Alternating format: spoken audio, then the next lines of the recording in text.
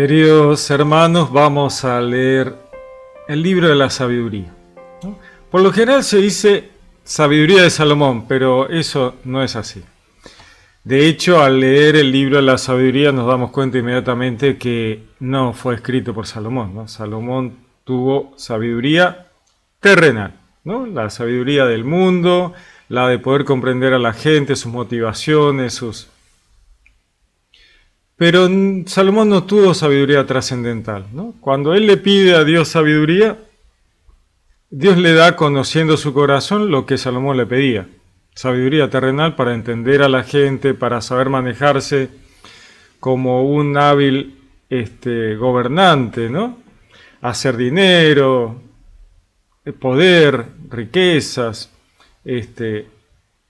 Ya el hecho de que tuviera 1000 esposas ya nos pinta que no le importaba mucho a la gente, ¿no? En realidad él quería quedar bien, que todos dijeran, qué bárbaro Salomón, ¿no? Impresionante.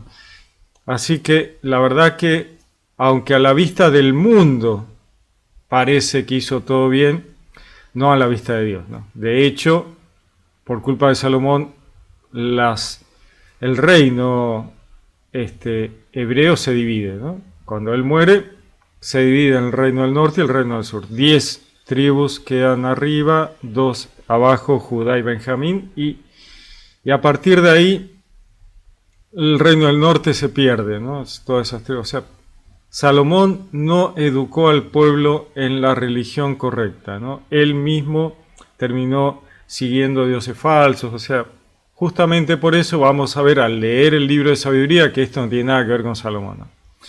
El libro de sabiduría es escrito unos 50 años antes de Cristo en un ambiente ya greco-romano, ¿no? El pueblo hebreo que ya tiene influencia romana y griega.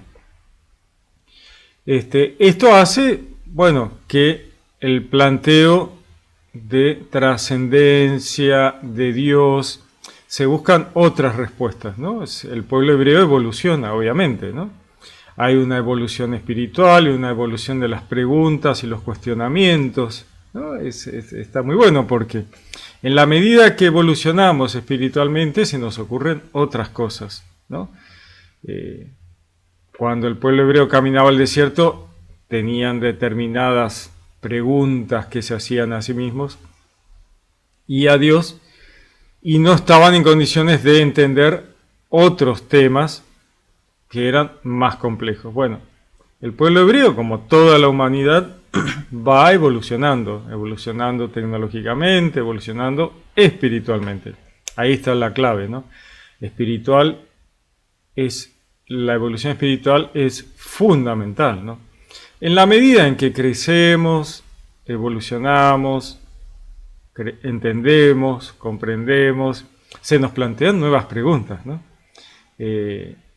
Siempre es así, o sea, abrís una puerta y se te abren, encontrás 10 puertas cerradas, ¿no? Abrís otra puerta y volvés a encontrar.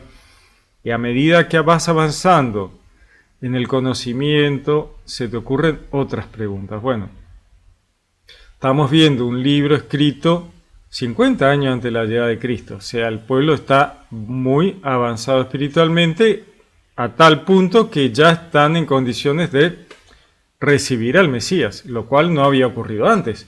No iban a entender el amor al prójimo como Jesús lo plantea. ¿Y eso por qué ocurre? Bueno, porque habían evolucionado espiritualmente lo suficiente como para poder escuchar y entender lo que Jesús les iba a decir. Vamos a leer el libro de sabiduría. Capítulo 1 dice: Amad la justicia, los que juzgáis la tierra. Pensad rectamente el Señor, y con sencillez de corazón buscadle. Porque se deja hallar de los que no le tientan, se manifiesta a los que no desconfían de él. Pues los pensamientos tortuosos apartan de Dios, y el poder puesto a prueba rechaza a los insensatos. Bueno, acá está hablando la sabiduría de aquellos que tienen el poder de gobernar, ¿no? Amad a la justicia los que juzgáis la tierra, dice, ¿no? O sea, está hablando de aquellos que tienen algún tipo de poder para juzgar a la gente, ¿no? Entonces les habla a todas las autoridades. Pensad rectamente del Señor y con sencillez de corazón buscarlo. O sea, bajen un poquito, ¿no? Bajen ese orgullo y busquen a Dios con sencillez de corazón, ¿no? Dejen el orgullo, el ego de lado y hagan lo que tienen que hacer. Porque se deja hallar de los que no le tientan. O sea, Dios se deja encontrar si no lo buscas intentando hacerlo tropezar, ¿no? Como hacían los saduceos con Jesús, ¿no? Te pregunto, pero te pregunto con doble medida, ¿no? Como para ver si te hago pisar el palito, ¿no? Bueno, no, de esa forma no vas a encontrar a Dios así. Dice, Dios se manifiesta a los que no desconfían de Él, ¿no?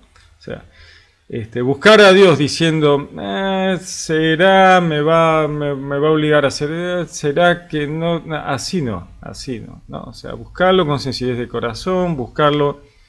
Y bueno, lo que Dios diga es lo que hay que hacer y no, sin darle vueltas al asunto, ¿no?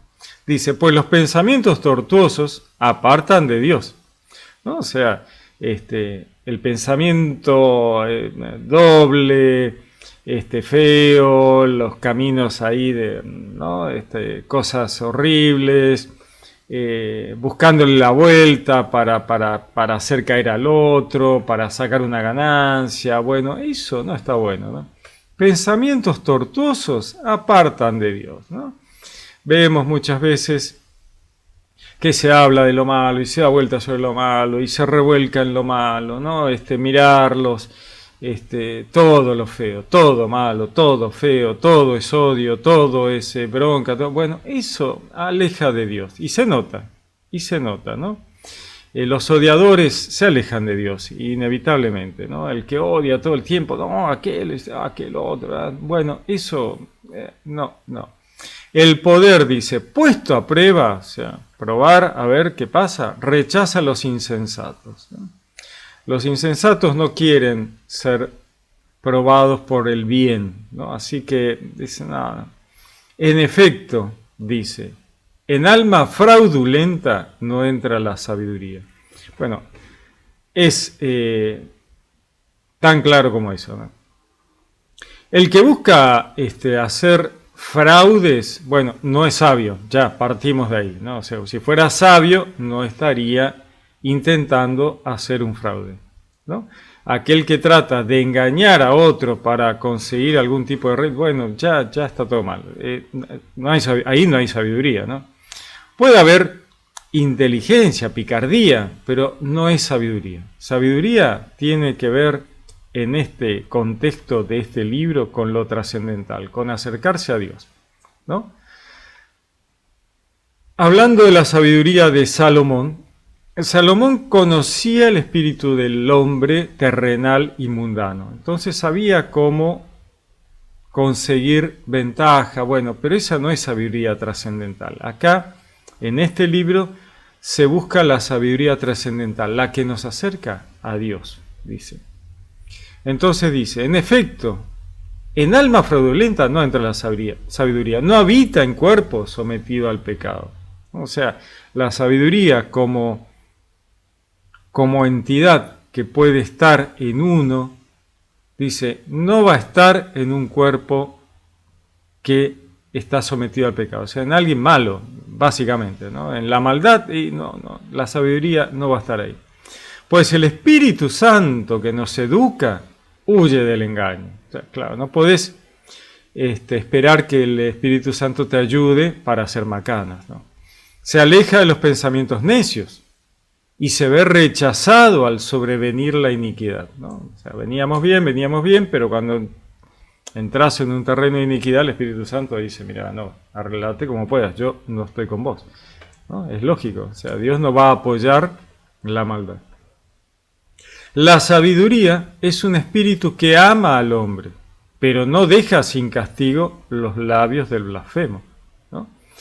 Decía Jesús, ¿no? Se le puede perdonar cualquier cosa, pero la blasfemia contra el Espíritu Santo no va a ser perdonado, ni en este, ni en el siguiente, ¿no? O sea, aquel que va contra Dios a sabiendas blasfemar contra el Espíritu Santo, o sea, a sabiendas de que voy contra Dios, oponerme. Bueno, eso está muy complicado de poder explicarlo cuando llegue el momento, ¿no? Ir contra Dios a sabiendas. Dice que Dios es testigo de sus riñones, observador veraz de su corazón y oye cuánto dice su lengua. ¿Qué es lo que nos dice esto? Nos dice que Dios nos conoce, pero mejor que nosotros mismos.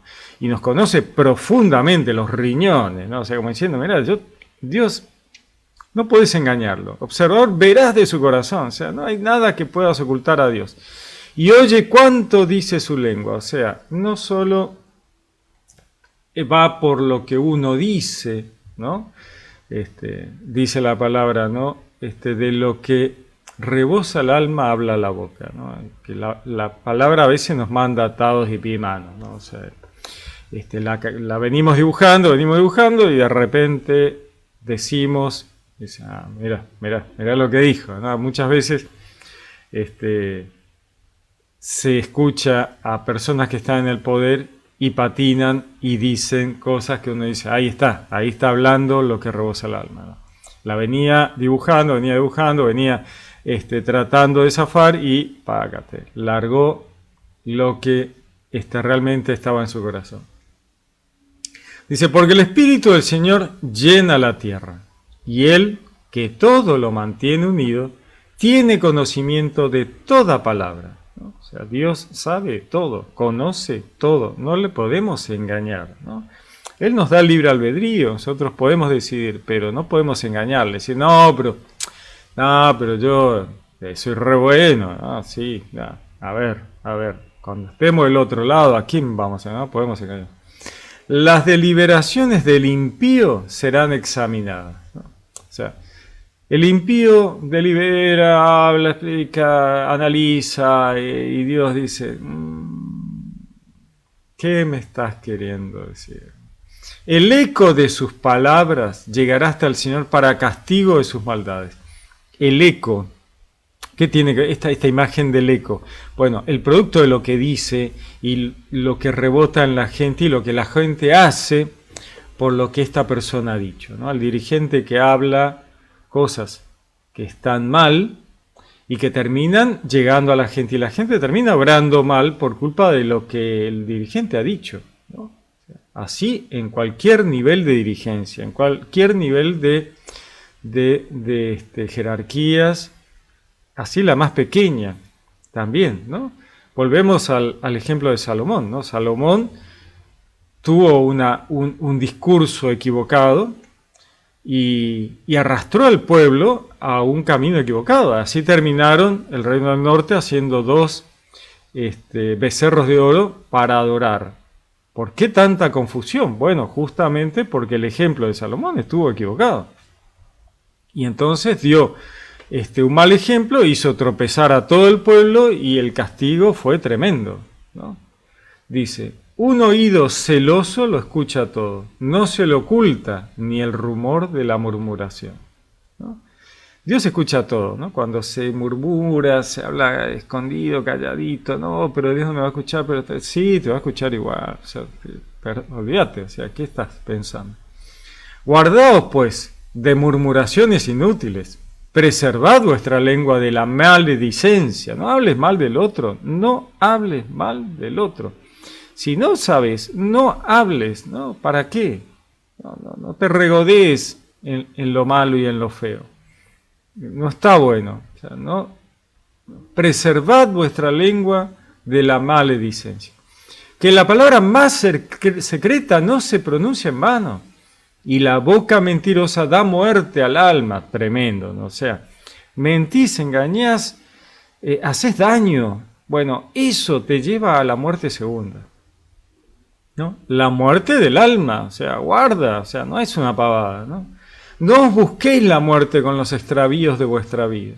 No os atraigáis la ruina con las obras de vuestras manos. Que no fue Dios quien hizo la muerte, ni se recrea en la destrucción de los vivientes.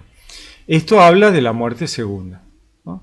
La muerte primera es la muerte del cuerpo, no tiene importancia, esa ni nos ocupemos. Vamos a la muerte segunda, ¿no?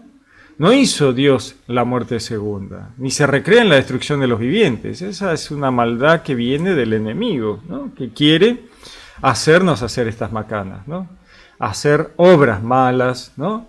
No busquéis la muerte con los extravíos de vuestra vida, o sea, hacer todo tipo de macanas. No os atraigáis la ruina con las obras de vuestras manos, el producto de las obras, ¿no? Hacer cosas malas que te van a llevar a la destrucción del alma. Él todo lo creó para que subsistiera. O sea, Dios quiere que todo subsista. Las criaturas del mundo son saludables. No hay en ellas venenos de muerte, ni imperio del Hades sobre la tierra, porque la justicia es inmortal, ¿no? Dios quiere que las almas vivan eternamente. De hecho, Jesús vino para traer la salvación de las almas, ¿no? Y la resurrección, para tener cuerpos incorruptibles y que ya la muerte no tenga poder sobre las almas, ¿no? La justicia de Dios es inmortal, obviamente, no va a pasar nunca.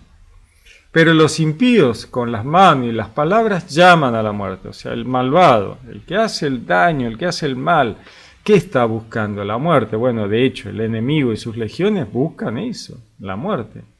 Teniéndola por amiga, se desviven por ella y con ella conciertan un pacto. Pues bien, merecen que les tenga por suyo, ¿no? O sea, la muerte los tiene por suyos, al enemigo y sus legiones, que hacen mal asesoramiento a la humanidad para que caigan y mueran, ¿no? Porque eso es lo que quieren, no hay duda. Sabiduría 2. Porque se dicen discurriendo desacertadamente.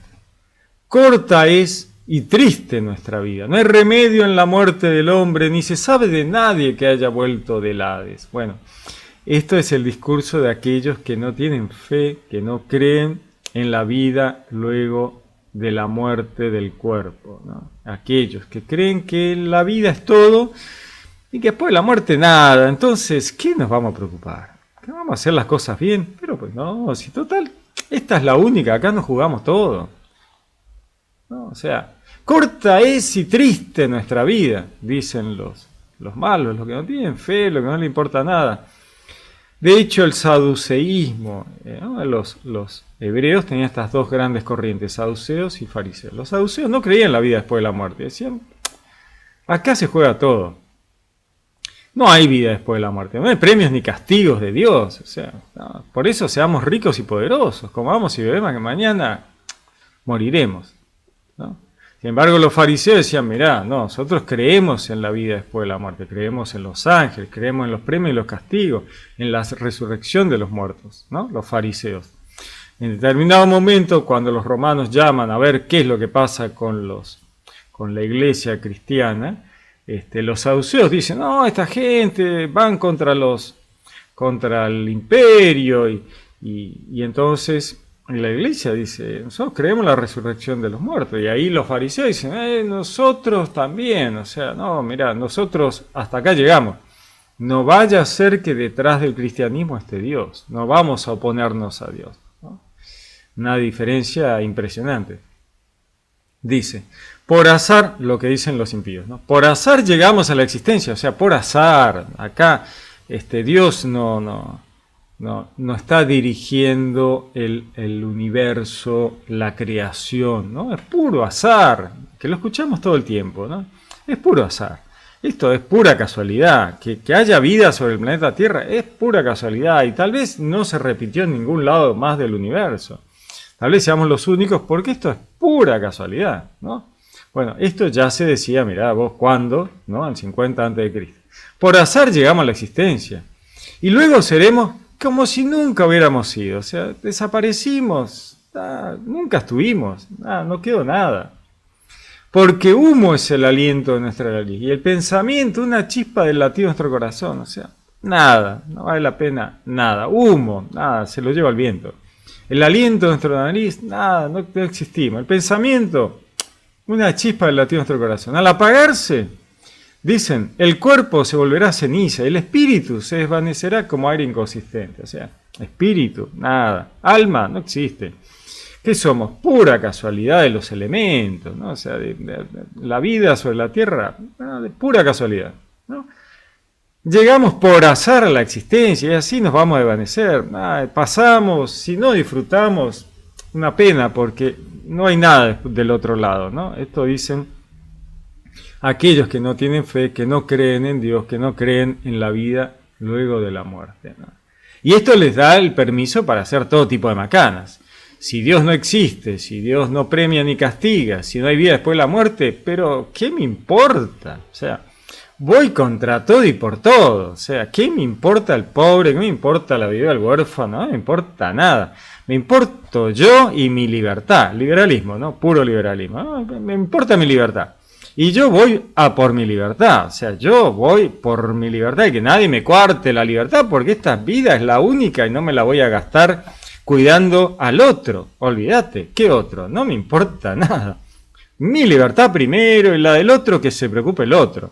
Bueno, esto es típico del saduceísmo. El saduceísmo, los saduceos son los creadores del liberalismo. Cuando estamos hablando, mirá, ya en el sacerdote Sadoc, en época de Salomón, ahí arranca el liberalismo. Por este pensamiento, justamente, ¿no? O sea, esto, después de la muerte, nada, o sea, mi libertad es fundamental, me cuido yo mi libertad.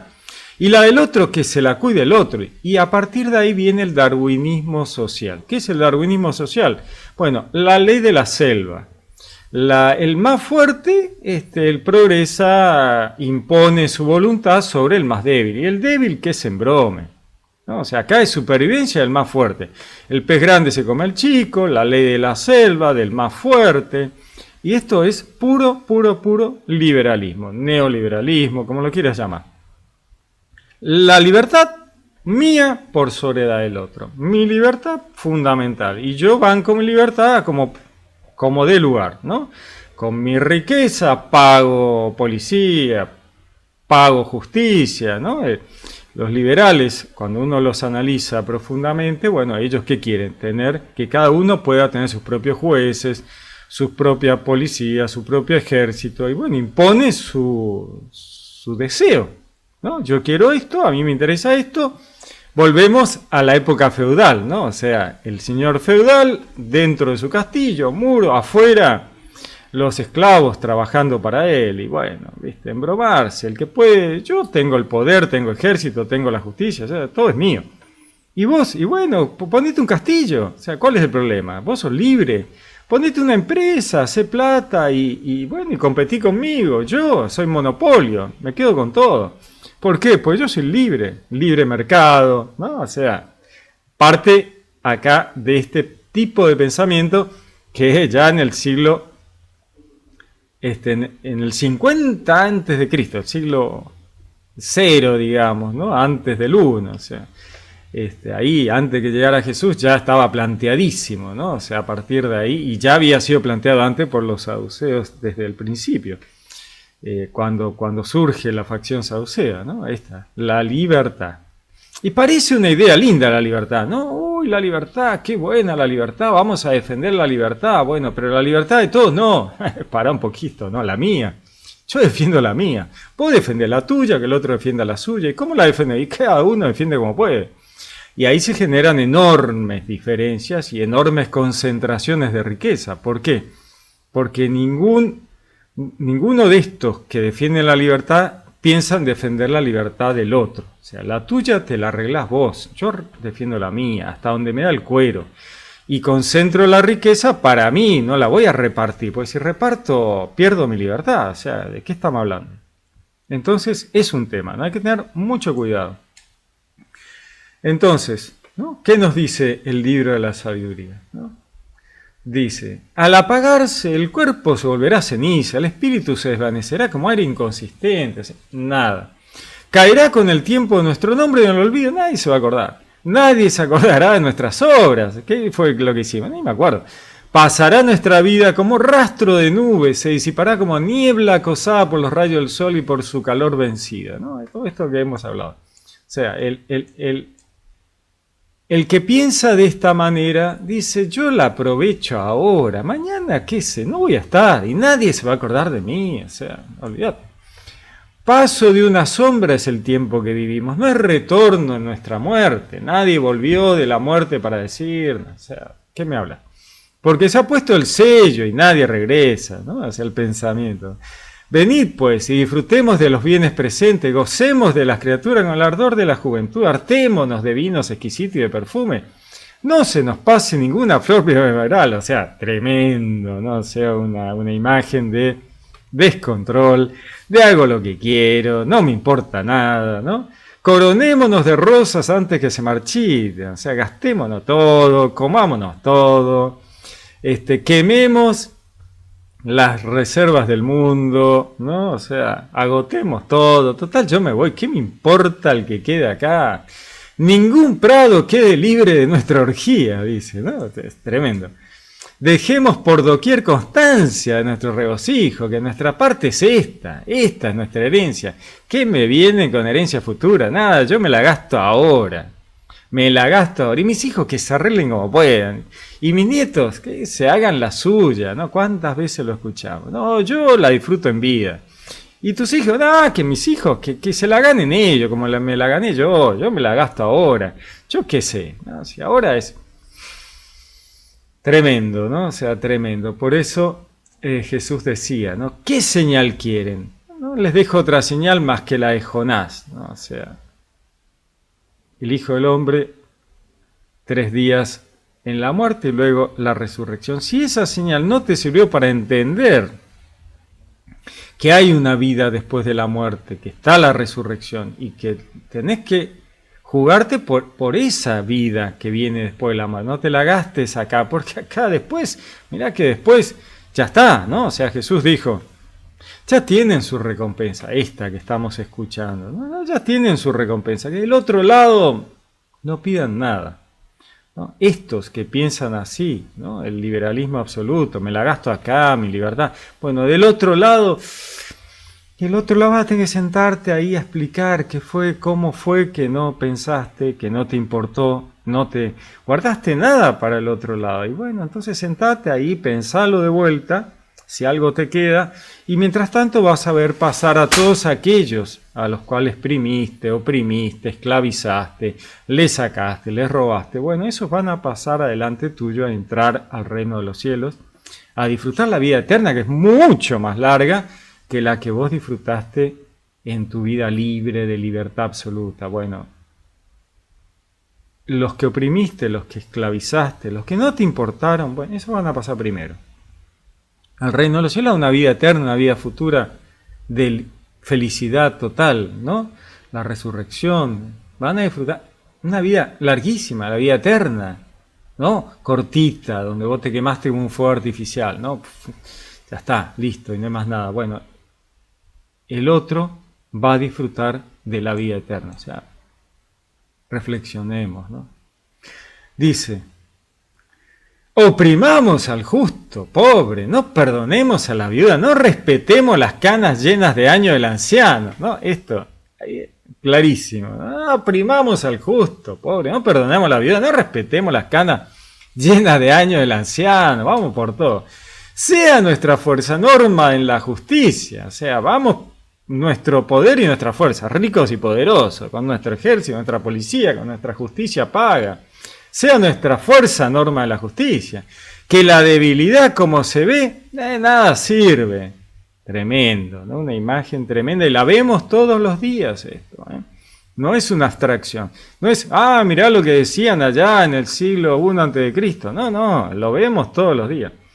Tendamos lazos al justo, que nos fastidia, se enfrenta a nuestro modo de obrar, nos echa en cara faltas contra la ley, nos culpa de faltas contra nuestra educación, ¿no? Tendamos lazos al justo, vamos a hacerlo caer, vamos a hacerlo tropezar, vamos a meterlo preso al justo, al que nos llama a la reflexión, aquel que nos dice, che, ustedes están orando mal, ¿no? Al profeta, ¿no? Que les dice, miren, que Dios los va a castigar, matalo ahí, metelo preso. No me interesa escucharte, no quiero saber nada. Que tengo que repartir al pobre, vos estás loco que tengo que repartir, no voy a repartir nada, ¿no? ¿Qué tengo que subvencionar al pobre? Pero que se vaya a trabajar, que busque una pala y trabaje. ¿Qué lo voy a subvencionar? Yo no subvenciono a nadie. Olvídate. No, la plata es mía, me la gasto yo. ¿Qué voy a pagar impuestos? No pago ningún impuesto. No me interesa nada. Dice, nos echan en cara faltas contra la ley. Claro, estás, ¿no?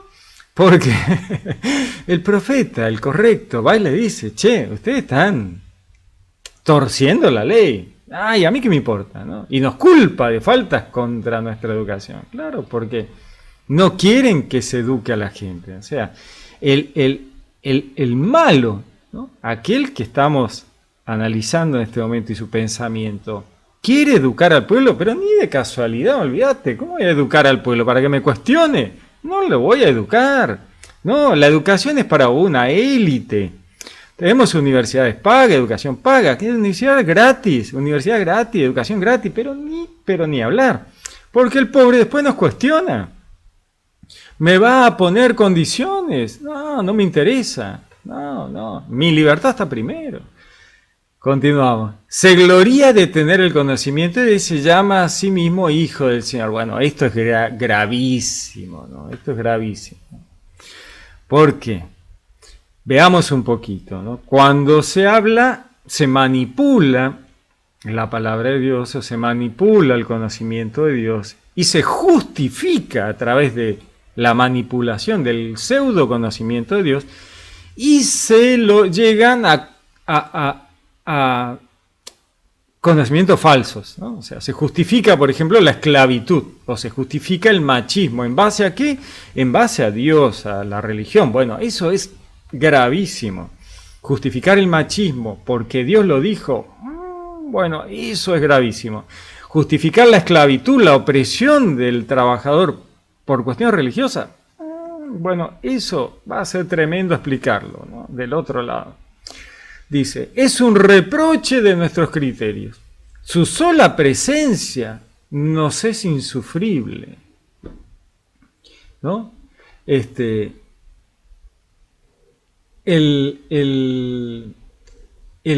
bueno, ¿no? El que les llama a la reflexión, el que les llama a estudiar, de conocer la palabra, dice, no, eso es un reproche a nuestros criterios. Su sola presencia nos es insufrible, no lo soportamos, ¿no?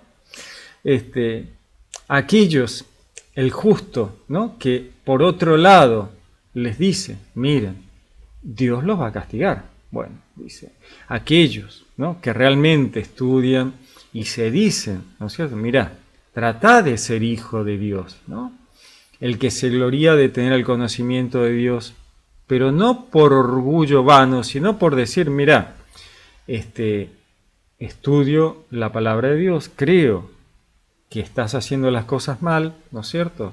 Trata de ser hijo de Dios, trata de ser hijo del Señor. Ese que se gloría el conocimiento de Dios, se llama a sí mismo hijo del Señor. Bueno, esa gente los vuelve locos al malo, al impío, ¿no? Dice, es un reproche de nuestros criterios, su sola presencia nos es insufrible. Lleva una vida distinta de todos sus caminos, son extraños. O sea, el malo, el impío, no entiende a aquel que va por los caminos de Dios. Dice, sus caminos son extraños, no los entiendo, ¿a dónde va? ¿No? Nos tiene por bastardos, se aparta de nuestros caminos como de impurezas, proclama dichosa la suerte final de los justos y se ufana de tener a Dios de su parte. Veamos, ¿no es cierto?, la mirada esta de ellos dicen, el justo tiene también, a la par de esto, una vida distinta y sus caminos le son extraños con respecto al malo. Vemos acá dos miradas distintas. Desde el lado del justo, la vida del impío es una vida de locos. ¿A dónde vas? ¿No? Y el otro, el impío, mira la vida del justo y dice lo mismo. ¿Qué hace este tipo? ¿Por qué hace el bien? Es una locura, ¿no? Las dos miradas, ¿no? Nos tiene por bastardos, aparta de nuestros caminos como de impurezas. Bueno, justamente, el justo, el que camina rectamente, se aparta del camino del impío, porque no está bien, ¿no? Proclama el justo, dichosa la suerte final de los justos, ¿no? O sea, el que camina en los caminos rectos de Dios, dice, no importa lo que pase en esta vida, lo importante es la otra vida, ¿no? Se ufana de tener a Dios por parte. Y sí, el que camina en los caminos rectos, el que camina del lado de Dios, está contento de estar del lado de Dios. Y mira con extrañeza aquel que va por caminos cerrados, equivocados. Y le llama a la reflexión, ¿no? Porque ese es el camino. Dice, veamos si sus palabras son verdaderas, examinemos lo que pasará en su tránsito, pues si el justo es hijo de Dios, Él le asistirá y le librará de las manos de sus enemigos. El impío, el malo, dice, veamos si sus palabras son verdaderas. Vamos a probarlo, vamos a testearlo, ¿no? Examinemos lo que pasará en su tránsito. Pues si el justo es hijo de Dios realmente, Él le va a asistir y le librará de la mano de sus enemigos. Así que vamos a maltratarlo un poquito, dice el malo, el impío, ¿no? El que escucha al enemigo. Porque como el malo piensa que todo se juega en esta vida y que todo debe ser resuelto en esta vida, porque él no cree que haya una vida futura, entonces vamos a hacerlo tropezar al mal, a ver si Dios lo cuida, a ver si evita que nosotros lo maltratemos. Si Dios existe, va a evitar que lo maltratemos, ¿no? O sea, existe Dios, bueno, Dios te va a salvar, y si no te salva, pues Dios no existe, y entonces yo te voy a aplastar y te voy a pisotear, ¿no? Esa es la tremenda idea de aquel que no cree en una vida después de la muerte, ¿no? Examinemos lo que pasará en eso. Pues si el justo es hijo de Dios, Él le asistirá y le librará de las manos de sus enemigos. Sometámosle al ultraje y al tormento para conocer su temple y probar su entereza. Tremendo. O sea, vamos a maltratar al justo, vamos a hacerlo mártir, ¿no? Vamos a matarlo, vamos a torturarlo, vamos a hacerlo pasar mal. Y de esa manera vemos si Dios existe. Si Dios existe, lo va a salvar. Y si no existe, no lo va a salvar y se va a morir. En esta vida, ¿no? En esta, acá, donde estamos, ¿no? Así discurren, dice el libro de la sabiduría, pero se equivocan. Los ciega su maldad, ¿no? Dicen los malos, condenémosle a una muerte afrentosa, pues según él, Dios le visitará, ¿no? Así hablan los malos. Pero dice la palabra, así discurren los impíos, pero se equivocan. Los ciega su maldad, ¿no? La maldad les ciega el entendimiento, ¿no? Son tan malos que como no creen en nada, no creen en Dios, no creen en la vida futura, no creen en los premios y los castigos de parte de Dios, dicen, vamos a matar a aquellos que nos hacen... Bueno, así mataron a los profetas, ¿no? Así mataron a Jesús también, ¿no?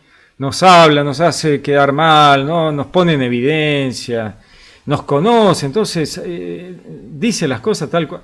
O sea, matémosle, saquémonos al tipo de encima que está haciendo que las cosas vayan mal. Dice, ¿no? Así discurren, pero se equivocan, los ciega su maldad. No conocen los secretos de Dios, no esperan recompensa por la santidad, ni creen en el premio de las almas intachables. Justamente, no creen en premios, no creen en castigos. No conocen los secretos de Dios, porque si no creen en Dios, tampoco les va a interesar conocer a Dios, ¿no? Así discurren, se equivocan, los ciega su maldad. Porque Dios creó al hombre para la incorruptibilidad, le hizo a imagen de su propia naturaleza. Mas por envidia del diablo entró la muerte en el mundo y la experimentan los que le pertenecen. Bueno, vamos a analizar un poquito. Dios crea la creación, todo el universo, todo lo crea para bien. Dios no va a crear algo para mal, ¿no? Entonces dice, Dios creó al hombre para incorruptibilidad, para que pudiera tener vida eterna, para que pudiera disfrutar del amor, para que pudiera vivir feliz. Le hizo imagen de su propia naturaleza, a imagen y semejanza le creó a la humanidad. Imagen de su naturaleza. ¿Cuál es la naturaleza de Dios? Bueno, amor, misericordia. Pero Dios da libertad, el libre albedrío, tanto a la humanidad, tanto a la creación, como al reino celestial, a los ángeles. Y ahí, ¿no? Es donde, por envidia del diablo, del enemigo. ¿Envidia a qué? Bueno, cuando Dios le da la imagen y semejanza a la humanidad, el enemigo dice, no, no, eso es mío solo, es de los ángeles, no le des a esos. ¿Quiénes son esos? No le des nada. Yo no quiero, me opongo, no quiero que le den, ¿no?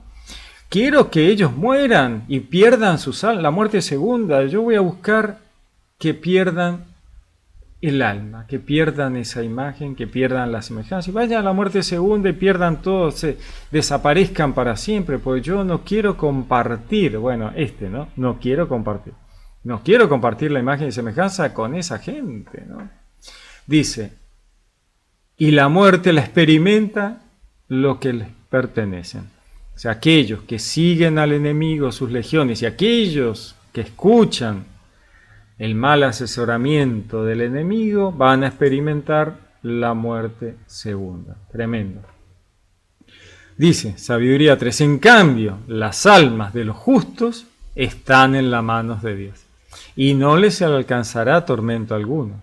Bueno, las almas de los justos están en manos de Dios, y no le alcanzará tormento alguno. Cuando lleguen del otro lado, y lo vemos en el libro de las revelaciones de Juan, en el libro del Apocalipsis, vemos cómo la humanidad va llegando al cielo y van alcanzando la vida eterna, ¿no? Y luego del juicio, la resurrección de las almas y cuerpos incorruptibles. Todo un proceso, pero así, todos van llegando.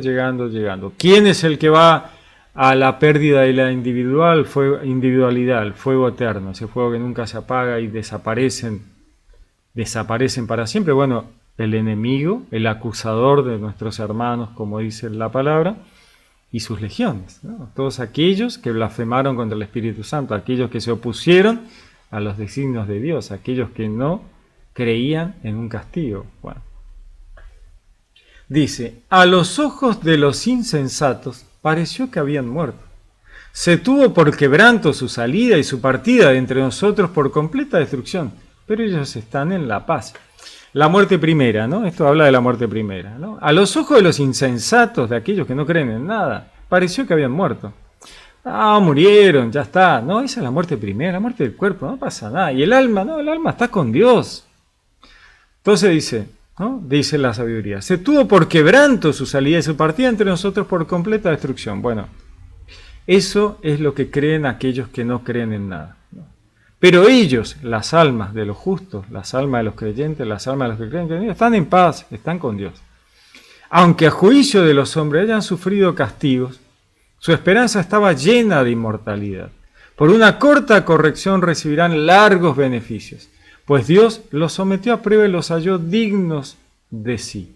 Como oro en el crisol los probó y como holocausto los aceptó, ¿no? Como un sacrificio los acepta y los lleva con él, ¿no? Una imagen del paso por la vida terrenal, ¿no? Jesús nos mostraba la salida de la barca de una orilla para llegar en la barca a la otra orilla, y mientras tanto las tormentas instigadas por el enemigo, porque Jesús detiene la tormenta, ¿no? Increpa la tormenta, le dice basta ya, ¿no? Jesús tiene el poder sobre el enemigo, que es el que nos zarandea en el mar de la mundanidad, en la barca de la encarnación terrenal, para que no lleguemos a la otra orilla de la vida eterna y nuestra alma muera en el camino de la trascendencia, ¿no? Es muy interesante.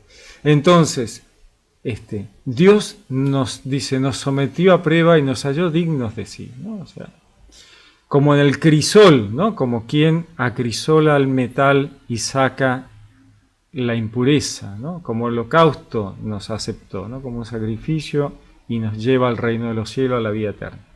El día de su visita resplandecerán y como chispas en rastrojo correrán. Juzgarán a las naciones y dominarán a los pueblos, y sobre ellos el Señor reinará eternamente. Los que en Él confían entenderán la verdad, y los que son fieles permanecerán junto a Él en el amor, porque la gracia y la misericordia son para sus santos, y su vista para sus elegidos, ¿no? Aquellos que puedan ver a Dios, ¿no? Los que en Él confían comprenderán, entenderán la verdad, la realidad, la justicia de Dios. Y los que son fieles permanecerán junto a Él en el amor, porque Dios es amor, Dios es misericordia, así que estar con Él es estar en el amor absoluto, porque la gracia y la misericordia son para sus santos y su visita para sus elegidos. En cambio, los impíos tendrán la pena que sus pensamientos merecen, por desdeñar al justo y separarse del Señor. Desgraciados los que desprecian la sabiduría y la instrucción. Vana es su esperanza, sin provecho sus fatigas, inútiles sus obras.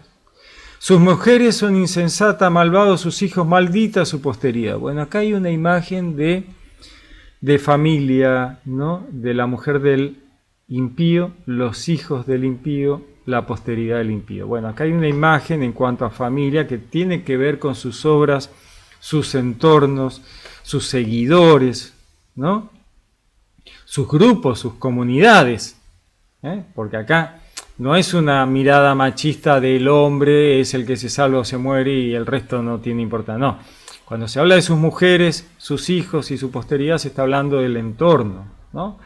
De su entorno, con quién se casa, con quién se junta, con quién vive, ¿no? Esa es la imagen que debe prevalecer, su comunidad, su entorno. Sus hijos son sus proyectos, sus empresas, sus productos, lo que hizo, su posteridad, lo que dejó luego de haber vivido. ¿Qué dejó, no? O sea, que por sus frutos los conoceréis, decía Jesús, ¿no? Por sus obras, por lo que dejaron, por lo que produjeron, ¿no? Dice: dichosa la estéril sin mancilla, la que no conoce el hecho de pecado, tendrá su fruto en la visita de las almas. Bueno, acá hay todavía un camino más alto aún, ¿no? Aquel que no se ha mezclado en el mundo absolutamente, ¿no? Acá hay una imagen de aquel que ya directamente arranca con un intento de trascendencia desde el principio, aquel que dedica toda su vida a Dios, ¿no? Directamente, una vida dedicada a Dios, ¿no? Tendrá su fruto en la visita de las almas, ¿no? Dichoso también el eunuco que con sus manos no obra iniquidad ni fomenta pensamientos perversos contra el Señor. Bueno, nuevamente una imagen de una espiritualidad avanzada, alta, que directamente dedica toda su vida a Dios. Lo llama eunuco, ¿no? También en la palabra se habla de los eunucos espirituales, ¿no? Aquellos que dedican toda su vida a Dios, ¿no? Dice: no obra iniquidad ni fomenta pensamientos perversos contra el Señor. Por su fidelidad se le dará una escogida recompensa, una herencia muy agradable en el santuario del Señor. Aquellos que directamente dedican toda su vida a Dios, ¿no? Que el fruto de los esfuerzos nobles es glorioso, imperecedera la raíz de la prudencia. En cambio, los hijos de adúlteros no llegarán a sazón. Desaparecerá la raza nacida de una unión culpable. Acá nos está hablando, recordemos que en la Biblia, adúltero, prostitución y virgen en contraposición tiene que ver con seguir solo a Dios o seguir a muchos dioses, ¿no? Esta imagen que el profeta Oseas, por ejemplo, nos traía de Dios, ¿no? Cásate con una mujer, con una prostituta, le decía a Dios. Cásate ten hijos de prostitución, ¿no? ¿Qué es esto? Seguir a dioses falsos, ¿no? Seguir a dioses falsos, no saber de qué, los proyectos, quién te los avala, ¿no? Este tema acá dice, hijo de adúlteros, ¿no? De seguir a distintos dioses. Hoy decimos, bueno, pero hoy ya no existe eso. No, sí existe. Sí existe. Aquellos que dicen, no, el universo, ¿no? Seguimos la naturaleza, ¿no? Nosotros alabamos a la naturaleza, hacemos fiestas a la naturaleza. ¿Qué es la naturaleza? La naturaleza es un mecanismo de Dios. El universo es un producto de Dios. Una cosa, un objeto. ¿Cómo vas a pensar que el universo es un Dios, una divinidad o puede escucharte? No te va a escuchar porque el universo no existe. Es un objeto. La naturaleza no puede escucharte, no la alabes a la naturaleza, no hagas fiestas en honor a la naturaleza, no es una estupidez. La naturaleza es un mecanismo de Dios, es un objeto, no se puede seguir dioses falsos, ¿no? El producto de esas cosas son hijos de adulterio, ¿no? ¿Se entiende? Desaparecerá, ¿no es cierto? Imperecedera la raíz, ¿no? Imperecedera la raíz de la prudencia. Es el fruto de los esfuerzos nobles es glorioso, en contraposición, ¿no? Imperecedera la raíz de la prudencia. La raíz de la prudencia, Dios no perece nunca. Por otro lado, lo que es producto del adulterio de seguir a dioses falsos, de creer en cosas que no existen, dice, desaparecerá la raza nacida de una unión culpable, ¿no? En contraposición a la raíz imperecedera de la prudencia y de la sabiduría está el producto de seguir a dioses erróneos, ¿no? La riqueza, la fama, ¿no? Dioses falsos, ¿no? El universo, una estupidez total, la naturaleza, no tiene nada que ver. Dice, si viven largos años, no alcanzarán estima alguna, y al fin su ancianidad carecerá de honor. O sea, aquel que sigue este tipo de pensamientos, dice, sí, puede llegar a que vivan muchísimos años, tengan una vida larga, anciana, mueran a los 150 años, qué sé yo, 120 años. Dice, pero no alcanzarán estima alguna, y al fin su ancianidad carecerá de honor. Y si mueren pronto, mueren jóvenes, no tendrán esperanza ni consuelo en el día de la sentencia, ¿no? Por encima no tuvieron tiempo ni siquiera para reflexionar, pues duro es el fin de una raza inicua. Bueno, acá está hablando de el malo, ¿no? El inicuo, aunque muera joven o muera viejo, su vida fue una pena, no alcanzó la sabiduría que les podría haber dado la posibilidad de entender a Dios, ¿no? Y la perdieron por no entender. Bueno, van a tener que estar del otro lado esperando reflexiones, ¿no? En el purgatorio, dependiendo de la gravedad de los actos realizados, ¿no? Tal vez hay algunos que ni siquiera tengan esa oportunidad. Bueno, esperemos que sí, esperemos que puedan reflexionar del otro lado, esperemos que puedan replantear lo que no pudieron resolver en esta, ¿no? Bueno, hemos avanzado un poco en el libro de la sabiduría, que es muy interesante, y realmente, aunque fue escrito allá un poco antes de la llegada del Mesías, hoy es absolutamente válido y claro, es como si estuviéramos escuchando cosas que hoy están pasando y nos sirve para la vida cotidiana y para reflexionar muchísimo. Muchísimo. Bueno, muy bien. Les deseo una gran reflexión. Que Dios los bendiga. Los saludo con gran afecto. Les habló Pablo Castro.